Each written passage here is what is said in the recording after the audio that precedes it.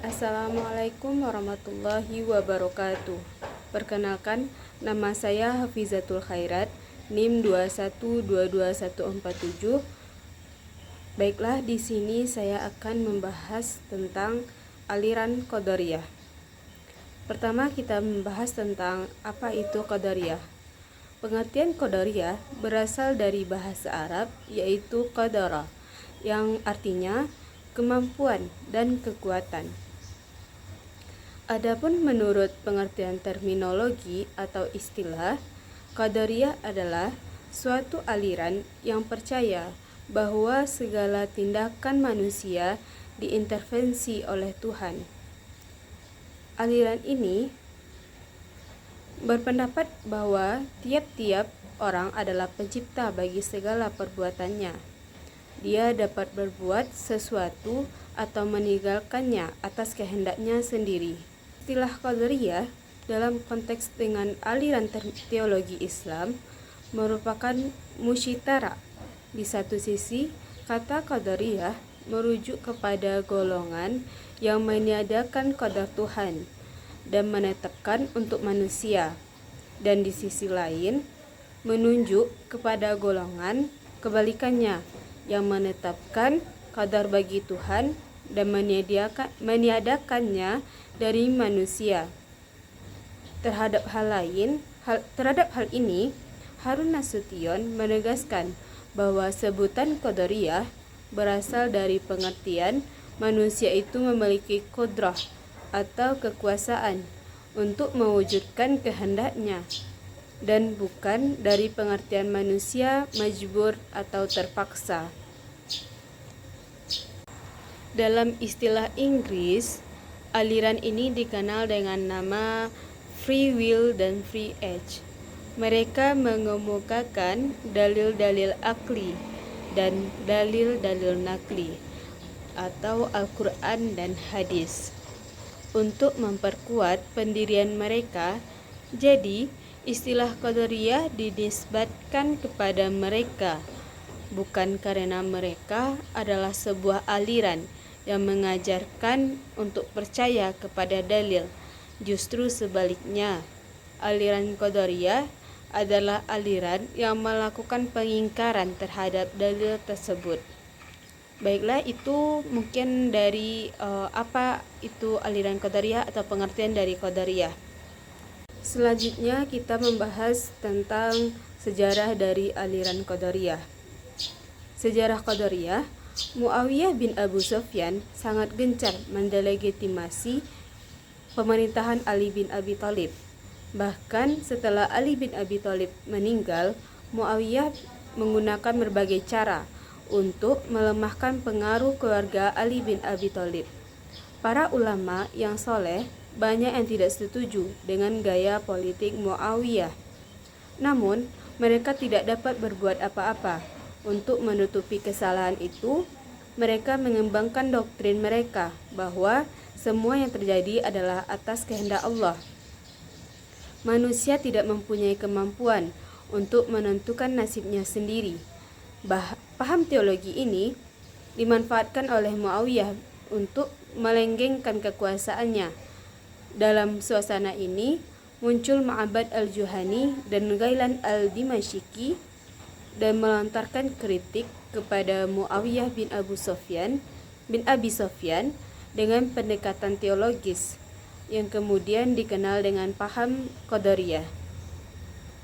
Selanjutnya, paham Qadariyah muncul pertama kali sebelum pertengahan abad ke-8 Masehi, dan yang membawa paham aliran Qadariyah ke lingkungan umat Islam adalah Ma'bad al-Juhani dan Ghailan Dimashqi.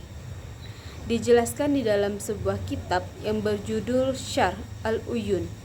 Dijelaskan di dalam sebuah kitab bahwa paham Qadariyah ini semula berasal dari orang Kristen penduduk Irak yang bernama Yunus Sansaweh. Mula-mula ia masuk Islam, kemudian murtad dan kembali lagi ke agama Kristen. Dan dari orang inilah Ma'bad dan Ghailan mengambil faham aliran Qadariyah ini. Selanjutnya, penyebab lebih dikenalnya sebutan Qadariyah bagi aliran pengingkar takdir ini ialah ada dua. Yang pertama, tersebar luasnya paham Asy'ariyah sehingga menjadikan kaum Qadariyah dan Mu'tazilah sebagai minoritas di hadapan kaum Asy'ariyah yang bernotaben sebagai mayoritas. Yang kedua, adanya tuduhan tentang kesamaan paham Qadariyah dengan penganut agama Majusi, sebab diketahui bahwa kaum Majusi membatasi takdir ilahi hanya kepada apa yang mereka namakan sebagai kebaikan saja, sedangkan kejahatan berada di luar takdir ilahi. Selanjutnya kita membahas tokoh-tokoh dari aliran Qadariyah ini. Tokoh-tokoh dari aliran Qadariyah ini ada dua. Yang pertama, Ma'bad al-Juhani. Yang kedua, Ghailan al-Dimashqi. Yang pertama, kita membahas tentang Ma'bad al-Juhani. Ma'bad al-Juhani adalah tabi'in yang dapat dipercaya, tetapi ia memberi contoh yang tidak baik, serta berbicara tentang qadar atau kebebasan berkehendak. Dia pernah belajar kepada Hasan al-Basri dan dia meninggal pada tahun 80 Hijriah. Dia meninggal dibunuh oleh Al-Hajjaj karena ia memberontak bersama Ibnu al-Ash'ats. Sebagian berpendapat bahwa Ma'bad al-Juhani ini terbunuh karena soal zindik. Selanjutnya tokoh kedua yaitu Ghailan al-Dimashqi. Ghailan al-Dimashqi sepeninggalan Ma'bad, kemudian Ghailan nama panjangnya Ghailan Ibnu Muslim al-Dimashqi yang dikenal dengan Abu Marwan, menjadi tokoh dari aliran Qadariyah. Menurut Al-Zirikli, Ghailan adalah seorang penulis yang pada masa mudanya pernah menjadi pengikut Al-Harits Ibnu Sajid yang dikenal sebagai pendusta. Ia pernah mengatakan topik terkait paham Qadariyahnya di hadapan Umar bin Abdul Aziz, tetapi setelah Umar wafat, ia kembali dengan mazhabnya. Selanjutnya kita akan membahas tentang pokok-pokok aliran Qadariyah. Yang pertama tentang keadilan Allah dari kehendak. Manusia diciptakan Allah Subhanahu wa taala dengan kehendak bebas. Maka ia mempunyai kemampuan mandiri untuk memutuskan perbuatan yang akan dia lakukan. Pemikiran aliran Qadariyah didasari alasan bahwa Allah Subhanahu wa taala memberikan pilihan kepada manusia untuk berbuat baik dan keburukan, beriman atau tetap pada kekafiran. Dalam keyakinan penganut aliran Qadariyah, Allah Subhanahu wa taala tidak mungkin memberi hukuman neraka atau menganugerahkan surga atas perbuatan yang terjadi, bukan karena kehendak manusia itu sendiri. Oleh karena itu, aliran Qadariyah berpendapat bahwasanya keadilan Allah tercapai melalui pilihan dan kehendak bebas dari manusia itu sendiri. Selanjutnya, pokok-pokok aliran Qadariyah yang kedua, melawan kezaliman dengan tangan sendiri. Aliran Qadariyah berpandangan bahwa manusia bertanggung jawab untuk menegakkan kebenaran dan melawan kezaliman dengan tangan masing-masing. Paham Qadariyah memuat keyakinan bahwa Allah Subhanahu wa taala telah memberikan daya dan kekuatan kepada manusia untuk melawan kezaliman. Jika tidak melakukannya, maka manusia telah berdosa karena melanggar perintah Allah Subhanahu wa taala.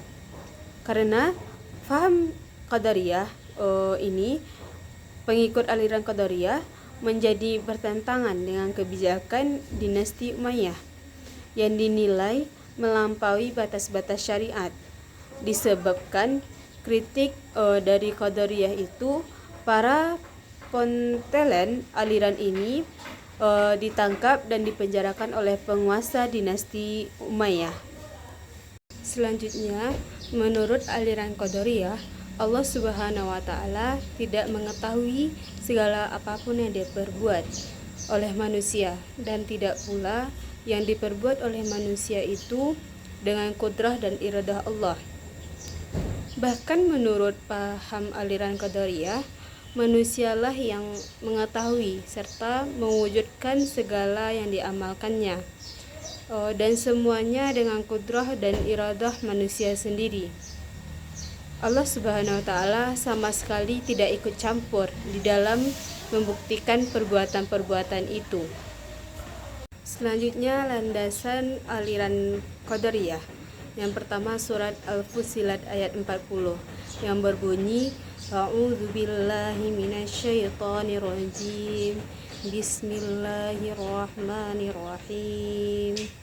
Innal ladzina yulhiduna fi ayatina la yakhfauna 'alaina afaman yulqa fin nari khairun amman ya'ti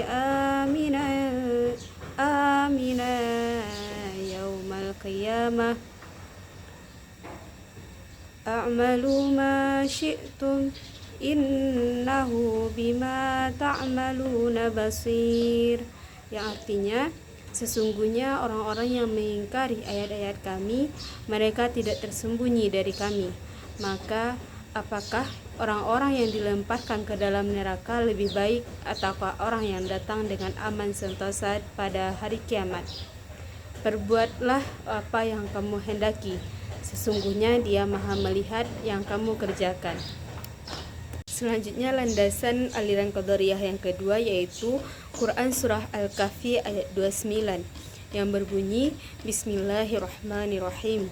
Wa qulil haqqu min rabbikum faman syaa'a falyu'min wa man syaa'a falyakfur.